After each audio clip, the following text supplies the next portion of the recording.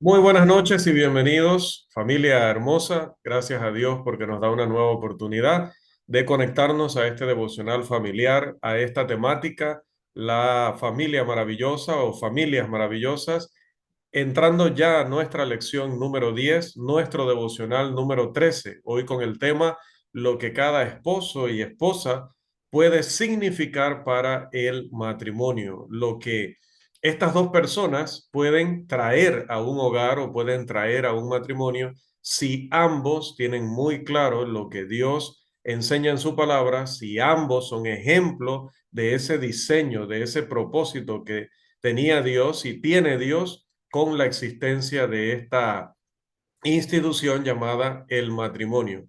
Y hablando de institución, pues se sabe que la relación matrimonial no fue una iniciativa humana, no fue algo que vino por casualidad, fue concebida en la mente de Dios y siendo que la unión de ambos sexos es una orden de Dios, se deduce, obviamente, que tenemos que tomar en cuenta y tenemos que respetar lo que Dios dice al respecto. ¿Y qué es lo que Dios dice al respecto? Bueno, en Hebreos capítulo 13, versículo 4, la palabra nos dice, honrosos sean todos el matrimonio y el lecho sin mancilla, pero a los fornicarios y a los adúlteros los juzgará Dios. Tan estrecha o tan cercana es la relación que Dios ha lanzado una advertencia como la que encontramos en Primera de Corintios 6:16. ¿O no sabéis que el que se une con una ramera es un cuerpo con ella? Porque dice, los dos serán una sola carne. Entonces, para evitar pecar, para evitar equivocarnos en nuestra vida cristiana, nuestra vida de consagración, debemos tomar muy en cuenta, necesitamos creer en lo que Dios enseña o dice tocante al matrimonio. Ahora, la pregunta en esta lección, en esta breve lección es, ¿cuánto puede significar un buen cónyuge, que es una de las partes de la pareja, ¿verdad? En este caso nos referimos a ambos, pero ¿cuánto puede impactar, cuánto puede significar un cónyuge para un matrimonio? Bueno, siendo que en primer lugar, un matrimonio debe contar con una profunda preocupación por la lealtad a Dios.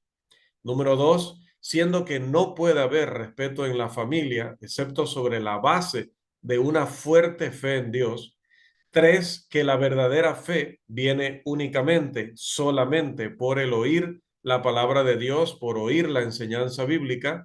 Y cuatro, ya que un hogar con toda esta base puede vivir, puede proyectar hacia la comunidad en la iglesia un mensaje por sí solos, solo con sus acciones, con su conducta, que lleguen a decir de nosotros lo que se dijo de aquella hermosa pareja de la que habla la escritura en Lucas 1:6, Zacarías y Elizabeth. De ellos se dijo, eran justos delante de Dios y andaban irreprensibles en todos los mandamientos y ordenanzas del Señor. El matrimonio no es una ordenanza cristiana, es decir, el matrimonio no es un mandamiento que haya tenido su nacimiento durante el cristianismo o después de haber sido establecida la iglesia, sino que el matrimonio es algo más antiguo que la iglesia. Recuerde que Dios dijo allá en Génesis capítulo 2 versículo 24, un texto que hemos citado mucho en esta serie: por tanto, dejará el hombre a su padre y a su madre y se unirá a su mujer. ¿Qué dice? El hombre, la humanidad. Él no dijo el cristiano dejará padre y madre como si solamente estuviera autorizado para los miembros de la iglesia o como si la iglesia tuviera autoridad para decir qué es o qué no es un matrimonio. Este arreglo dado por Dios, como decíamos, existió muchos siglos antes, milenios antes de que existiera la iglesia. Entonces, hay también abundante evidencia que muestra a Dios aceptando el matrimonio de los que no son cristianos, desde siempre, reconociendo que son esposo y esposa, incluso aquellos en la antigüedad o luego en el Nuevo Testamento que no eran parte de la iglesia del Señor. Sin embargo, sí tenemos que afirmar que es cierto que nadie puede estar verdaderamente bien con Dios, como dice aquel hermoso himno, si no es un cristiano. Es también cierto que ningún hogar será aquello para lo cual Dios lo diseñó, a menos que sus miembros estén en Cristo, como estamos gracias a la misericordia de nuestro buen Dios, todos nosotros los presentes aquí. Para que un hogar sea feliz y justo delante de Dios, debe estar fundamentado en la ley de Dios y en sus principios. ¿Y cuáles son estos principios en los que debe estar fundamentado el hogar de una pareja de cónyuges, una pareja de hombre y mujer que quieren verdaderamente entregar sus vidas, entregar su hogar al Señor? Lo primero, naturalmente, tiene que ser la lealtad a Dios. Cada cónyuge necesita traer a su matrimonio una firme resolución, determinación, decisión de vivir juntos, pero no de cualquier manera, sino según la ley de Dios y según las leyes de la tierra, hasta que la muerte los separe. De la mujer, dice Pablo allá en Primera de Corintios 11:7, que ella es la gloria del varón. Dios estableció esta relación honorable y elevada. Ser mujer y madre cristiana es el lugar más alto que se le puede dar a una mujer, que puede disfrutar una mujer en una buena sociedad. La sujeción y el reconocimiento de ese rol de liderazgo que tiene el hombre no significa que la mujer está, como hemos enfatizado muchas veces, no significa que está aceptando que ella es inferior, que vale menos o que importa menos. Nada de eso. Simplemente la escritura dice, como podemos ver en Primera de Corintios 11:3, que por orden, que la manera en la que Dios organizó el hogar, el varón es cabeza de la mujer. Y sabemos que esto también aplica a la iglesia. Cada mujer necesita venir al matrimonio con ese pudor y modestia del que habla Primera de Timoteo 2:9, que en lugar de preocuparse de llevar joyas, de llevar vestidos ostentosos o peinados escandalosos, en realidad debería preocuparse por que sus prendas sean el pudor y la modestia. ¿Por qué? Porque esto la va a alejar de cualquier cosa que traiga vergüenza a su familia, a su esposo. La va a alejar de la inmoralidad y la va a llevar a ser fiel y leal con su marido en su presencia y mucho más cuando él no está presente. Primera de Pedro 3:1. Como también la debe, perdón, caracterizar un espíritu de sujeción, de entender que dentro de esa autoridad que es Dios, dentro de esa autoridad que es la palabra, se ha designado al varón como el líder que aplique esa autoridad y ella debe respetar eso porque Dios lo ha ordenado y porque obedeciendo a su marido obedece también a Dios en todo lo que no entra en conflicto con la voluntad de Dios, ¿no? Entendemos eso. Ahora, el hombre con la devoción que una mujer merece llega al matrimonio ansioso de vivir, como dice Primera de Pedro 3:7, sabiamente con ella, es decir, comportándose de manera adecuada, comportándose a la altura de un hijo de Dios, no tratándola a ella como Jesús no trataría a ninguna persona, no siendo injusto con ella como Dios no sería injusto con ninguna persona, sino como dice Pablo, siendo hijos de Dios debemos ser imitadores de Dios. En el matrimonio, ambos vienen a realizar, a cumplir en sí mismos y el uno en el otro los propósitos dados por Dios y también los derechos dados por Dios. Porque el apóstol Pablo va a advertir o va a pedirle a los hermanos en Corinto y a todos en todos los tiempos, a causa de las fornicaciones, cada uno tenga su propia mujer y cada una tenga su propio marido. La mujer no es una esclava, tampoco el marido es meramente un cajero automático. Cada uno es digno del debido respeto, o como dice Pedro allí en esa sección, del debido honor. El vaso más frágil, como le llama el apóstol, es de mayor valor, tal como el oro es de mayor valor que el hierro, aunque en algunos casos sea aparentemente más débil que este. A los hombres se les enseña en el Nuevo Testamento con gran énfasis, como en Efesios 6:25, amad a vuestras mujeres, así como Cristo amó a la iglesia. Y de nuevo, en Colosenses 3:19, amad a vuestras mujeres y no seáis ásperos con ellas. A una mujer cristiana, por su parte, porque estamos hablando hoy de ambos cónyuges, se les dice en Efesios 5:22, estén sujetas a sus propios maridos como al Señor. Entonces, ningún cónyuge puede negar al otro la consideración, el respeto, el amor, el cuidado que Dios requiere, sea que este cónyuge sea un cristiano o no, porque el matrimonio va más allá de la iglesia, va más allá del cristianismo y es una institución que existió antes. Y si la iglesia se acabara antes del fin del mundo, el matrimonio seguiría hasta el fin del mundo. Pero no será así. La iglesia seguirá hasta el fin del mundo, al igual que el matrimonio. ¿Qué es lo segundo importante que debe haber en el matrimonio de cónyuges que son buenos según la definición de Dios? Bueno, debe haber fe en Dios. El que elige un cónyuge, una pareja, necesita la guía de Dios. Génesis 24 registra la obediencia de Isaac cuando a través de los principios que Dios le había enseñado a la familia, elige de esposa a una buena mujer, a Rebeca. Alguien dijo, no importa cuán baja o cuán alta sea, tu casa debería tener una ventana al cielo. Incluso antes de formar nuestros propios hogares, es una maravillosa bendición familiarizarse día tras día con la santa ley de Dios. Todo hombre y toda mujer debe aprender la doctrina bíblica del matrimonio, debe aprender cuál es la voluntad de Dios para la familia. Todo hombre y toda mujer deben saber también en la parte negativa cuáles son los matrimonios que no están aprobados por Dios en su palabra. Porque sí, habrá matrimonios que la ley civil los autorice, pero que Dios no los apruebe y no los considere matrimonio. Jesús dijo en Mateo 19:9, cualquiera que repudie a su mujer, salvo por causa de fornicación, y se casa con otra, adultera. Claramente la humanidad necesita conocer esta ley antes de enfrentar el juicio. La falta de respeto por la pureza del matrimonio es falta de respeto hacia Dios.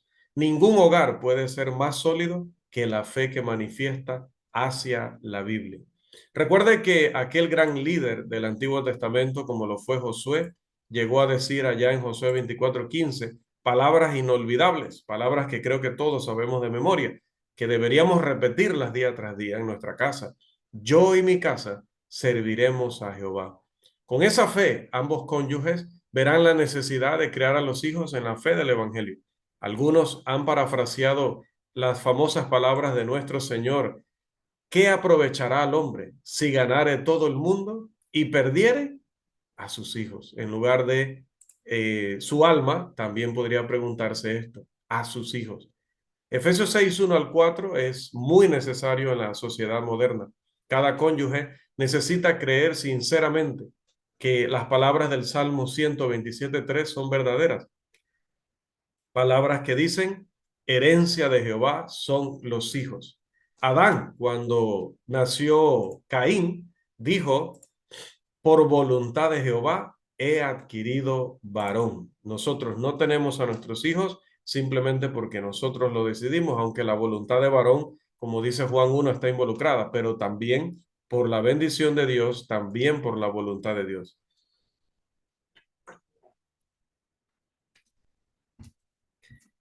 Bien, no hay mayor administración, no hay mayor comisión, no hay mayor responsabilidad que Dios nos haya dado en la vida que la responsabilidad de criar adecuadamente a nuestros hijos, de tener un hogar que sea un ejemplo en la sociedad, que sea un ejemplo en la iglesia.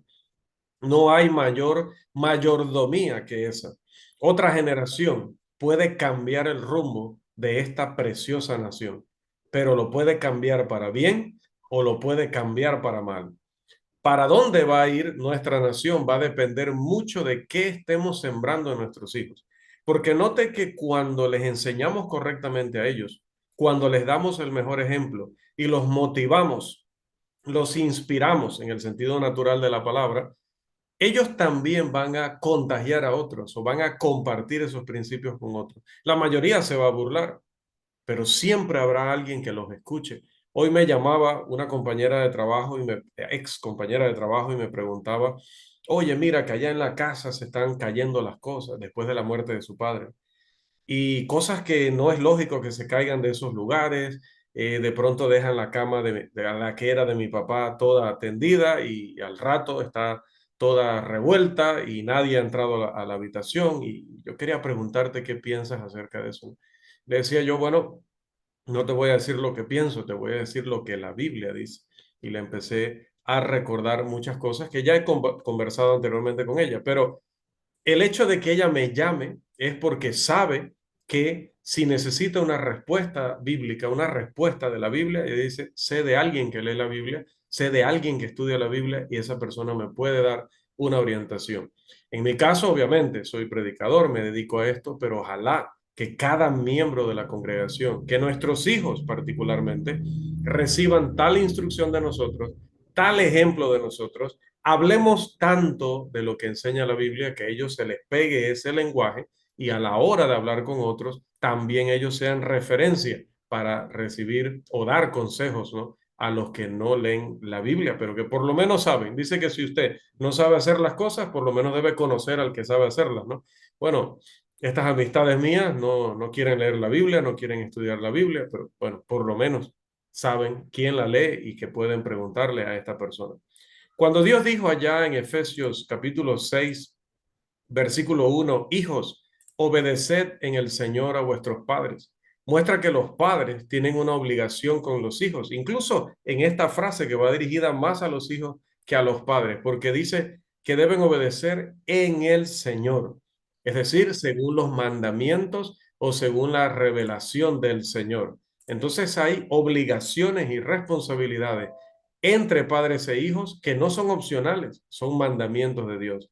Salomón dijo allá en Proverbios 22:6, y voy a leerlo en la versión Nueva Biblia de las Américas, instruye al niño en el camino que debe andar. Es muy buena traducción en este pasaje. Esta declaración, como la de Efesios 6:1, obliga a los padres a saber cómo debe andar el niño para poder enseñárselo. No puede usted dar lo que usted no tiene en primer lugar. En Lucas 2:51 se describe a Cristo como un hijo sujeto a sus padres. Y eso que estábamos hablando del príncipe de paz. Estamos hablando del Cordero de Dios que quita el pecado del mundo. Estamos hablando del Hijo unigénito de Dios. Y él, instruido por sus padres, estaba sujeto a ellos, respetando también la ley. Los conceptos modernos han quebrantado el respeto por la patria potestad. Además, y tal vez en consecuencia de ello, el respeto a la autoridad de nuestras escuelas se ha perdido casi por completo. En nuestro gobierno también tenemos serios problemas de corrupción, indiferencia y abusos hasta que se establezca un respeto general hacia la ley de Dios. El mejor candidato no es el que tenga las mejores ideas sociales, no es el que tenga un gran proyecto, no es el que tenga un muy buen discurso, no es el que te pruebe que no pertenece ni ha pertenecido nunca a algún partido político. El mejor candidato será el que nos muestre que tiene temor de Dios, que tiene respeto de Dios, como lo tenía Cornelio antes de hacerse cristiano. La vida civil frecuentemente en este país y en todos es un juego del más vivo. Las relaciones humanas en muchos aspectos son una negación, un reto, un desafío a la autoridad. Es la falta de temor a Dios lo que ha traído una falta de respeto general hacia la autoridad de cualquier tipo, de los padres, de los profesores, de los jefes, etcétera. El hogar no puede negar su fracaso, pero el hogar puede y debe corregir esa terrible negligencia. La irreverencia, el irrespeto, el descuido, el olvido de la Biblia es una falta de fe en la sabiduría divina, es creer que nosotros podemos hacer las cosas por nuestra propia sabiduría y nuestra propia experiencia solamente. Son importantes, sí, pero no lo más importante. Si recordamos el caso de Timoteo, la fe no fingida que habitaba, que moraba, que controlaba la vida de Timoteo, dice que primero había estado en quiénes, en su madre y en su abuela.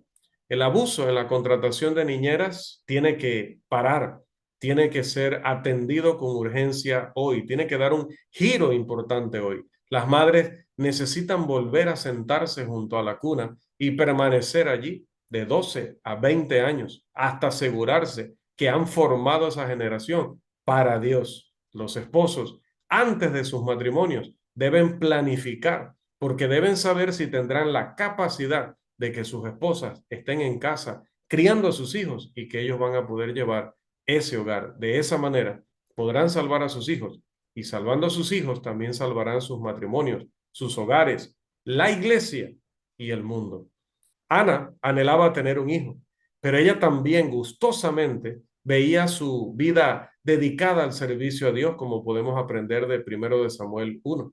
Ella, como la viuda de Sunem, estaba enamorada del servicio a Dios y encantada de servir a los siervos de Dios, valga la redundancia.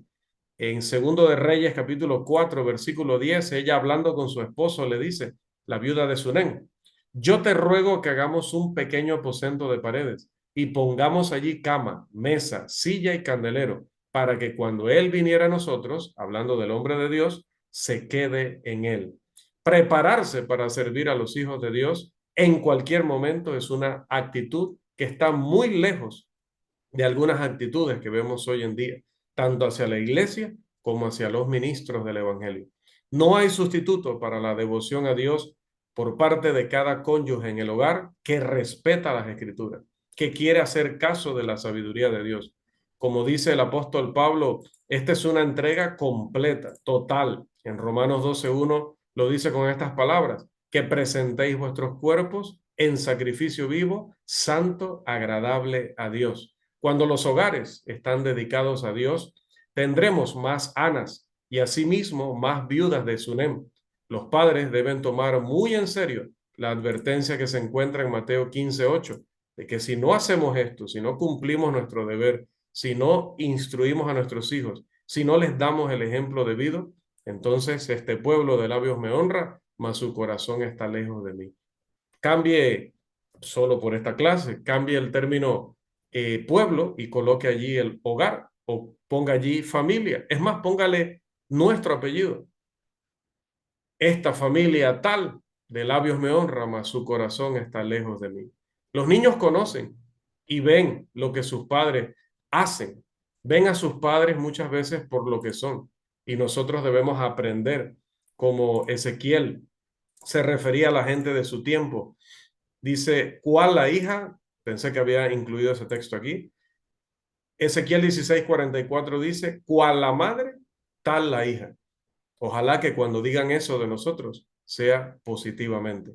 Pero el pasaje de Mateo 15:8, del pueblo que de labios honra pero está lejos del Señor, se origina en una reprensión a los hijos, precisamente, que deliberadamente dejaban de lado la ley de Dios y no honraban a sus padres, a pesar de lo que Dios había ordenado en Éxodo 20:12. Honra a tu padre y a tu madre. Cuando analizamos el término honrar en el idioma original, nos damos cuenta, y en el contexto bíblico, que honrar es más que respeto, es el cuidado y la preocupación por el bienestar de los padres. Cada cónyuge necesita mostrar amor por el hogar y por la vida hogareña. De lo contrario, la persona no debe casarse, no está preparada, no está lista para esta relación. De lo contrario, ni siquiera debería tener hijos, porque no les va a dar la mejor enseñanza o no les va a dar enseñanza alguna, sino la enseñanza negativa.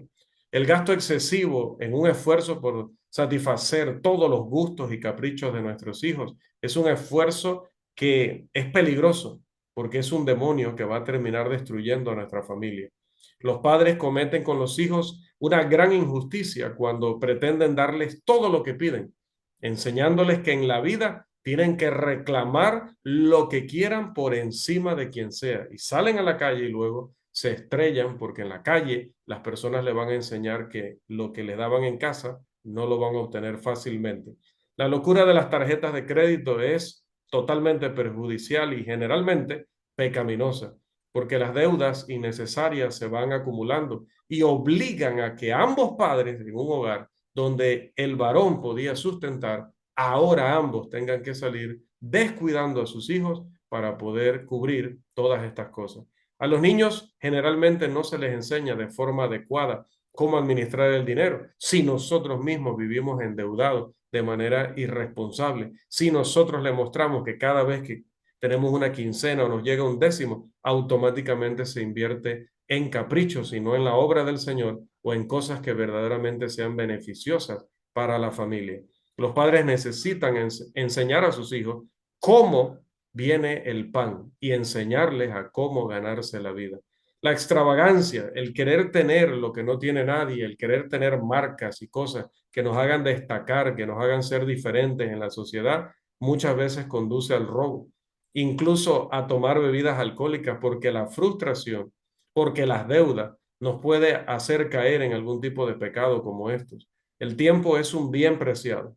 El tiempo excesivo dedicado a cualquier placer, a vicios, a cualquier cosa, hermanos, que no dé gloria a Dios y no ayude a nuestra familia a crecer, es un tiempo que se descuida de la oración, del estudio bíblico, del evangelismo, de ayudar a otros, de ayudar a nuestra familia en la fe y de tantas cosas que podríamos hacer entre esas buenas obras que Dios preparó desde antes de la fundación del mundo para que anduviésemos en ella. Así que esposo y esposa, vuelvan a la vida sana si han errado el camino o se han estado apartando o han estado considerando apartarse de él. No abandonen la senda cristiana y ayuden a través de el trabajo que hacen en sus casas, a través de sus propios ejemplos, a cambiar nuestra comunidad para intentar cambiar nuestra ciudad, nuestra provincia y nuestro país. Los hogares deben ser hogares temerosos de Dios. Ese debe ser el objetivo cumplido de esta exhortación, que todo lo que hemos visto pueda convertirnos, si no lo somos ya, o pueda reforzar el que seamos hogares temerosos de nuestro Señor. Primera de Pedro 3:7 dice que esposos y esposas son coherederos de la gracia de la vida. De ninguna otra manera podemos vivir en una relación tan bendita que sigue el ejemplo de Zacarías y Elizabeth. Vamos a recordarlo nuevamente y con esto cerramos. Ambos eran justos delante de Dios y andaban irreprensibles en todos los mandamientos y ordenanzas del Señor. Que durante muchos años, cuando ya esposo y esposa no estén en la tierra o no estén vivos, porque quizás en la tierra sí, cuando ya no estén vivos, cuando ya no sean parte de los asuntos que se cuecen bajo el sol, nunca mejor dicho, se cuecen bajo el sol, que la gente al recordarlos diga, oye, que Fulvia y Augusto, que Irving y Lourdes, que Arlenis y Boris, que José Morales y Milena Montilla, y así cada pareja, si hay algunas otras, ¿verdad? También en la conexión hoy, digan de nosotros, pues éramos justos delante de Dios, irreprensibles y que caminábamos en los mandamientos del Señor. Que el Dios y Padre nos siga bendiciendo grandemente, hermanos.